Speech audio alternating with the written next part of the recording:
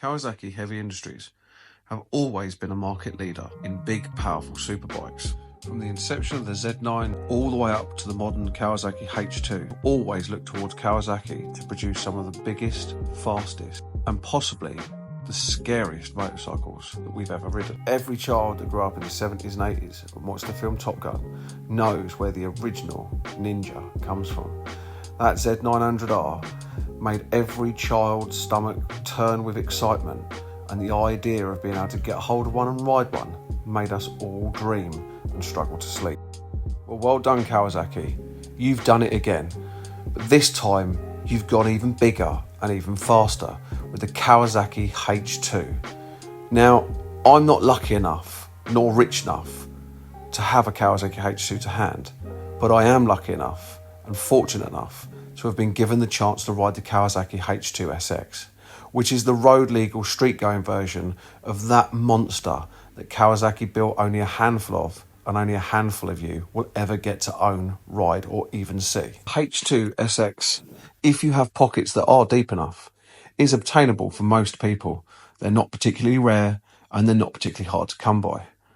So, with the fact that I have been gratefully lent one, let's take a ride together and discuss whether this gives me the fizz, whether this motorcycle is the motorcycle that will make your stomach do butterflies and spin you upside down and make you giggle and squeal like a child at Christmas time. About 90 seconds into this ride, I approach the roundabout. I do my checks, as most motorcyclists do, and then I exit the roundabout and give the bike not even a handful of throttle. I barely touch it, a little tickle, and it wakes itself up and the supercharger bursts into life, and that's when I realise I am riding one of Kawasaki's greatest bikes. When you go into car parks, bikers' cafes, or there's motorcycles around you, people want to talk about brake horsepower numbers and pound-foot of torque. No different to if you go into a gym and everyone always asks you, what's your bench, mate, or what's your deadlift? I don't really care for bits of paper or what manufacturers claim their vehicles can do. What I care about is when I throw my leg over that bike and what that bike is going to show me, or whether I find it boring and unsatisfying. Now, some of you will be asking, well, what is the brake horsepower of this motorcycle? Well, I don't know for a fact, but the owner of this bike, who is my father-in-law, does have a piece of paper from the previous owner that said it was mapped to 250 brake horsepower at the engine and 225 brake horsepower at the rear wheel. Now, I think on a bike this size, at this weight, that is an extreme amount of brake horsepower to give someone on their right hand. Because let's face it, most of us are not going to be able to ride that bike within its full capacity.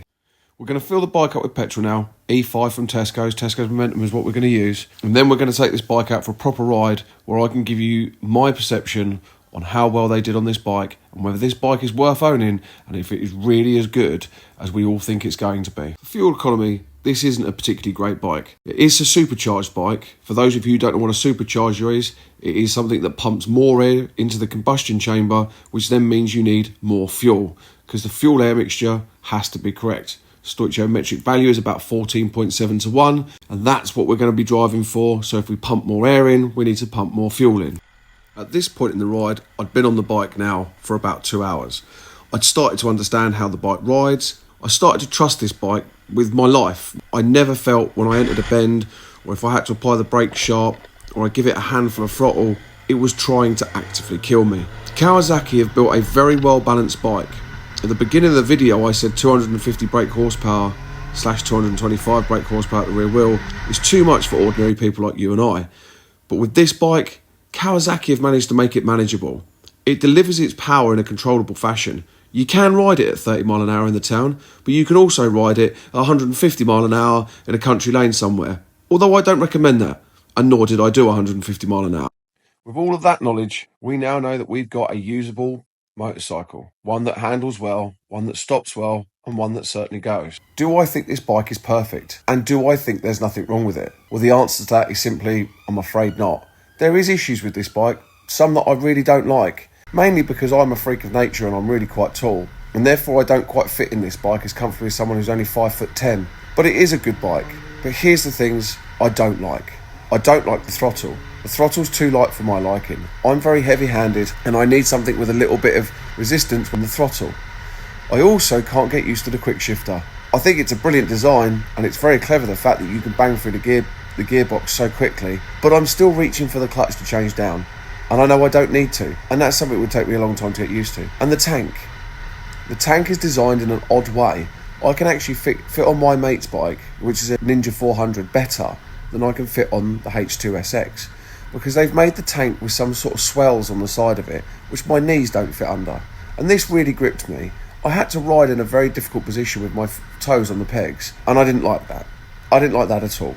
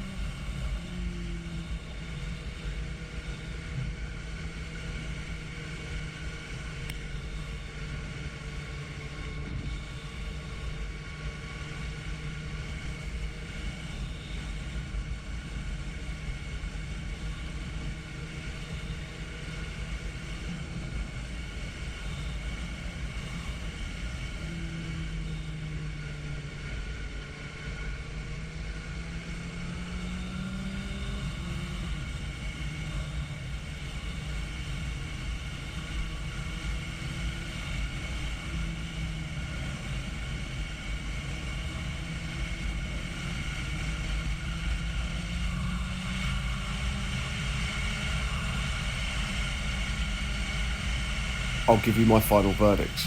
For rideability, I'd give this bike 3 spanners out of 5. It's quite rideable, and if you're a smaller person, it'll be even more rideable. It's just the fact that I'm really tall. For fuel economy, I'd give this 1 spanner out of 5. It's really thirsty. It's going to cost you a fortune to run. Performance and handling. Remember, I only got to ride it on the public roads. I haven't been around the track on it, so I had to ride it within confines of the law. I'm going to give this 5 spanners out of 5. It performs really well, and it handles very well. But what am I going to give this bike for grin factor? Does it really have the fizz factor? Is it going to make me smile every day that I ride it? Has it got what everyone wants to know it's got? The truth is, it hasn't got it quite as much as you think it has. I'm sure the H2 does, but we need to remember that this bike is a dialed down sports tourer, not the full out assault that the H2 is. But I'm going to give it 3 out of 5 for grin factor. because when you do open that throttle and that supercharger winds into life, it is going to make the hairs on your neck stand up and the guts in your stomach hit your spine. Thank you all for watching. If you enjoyed the video, please like, subscribe and share.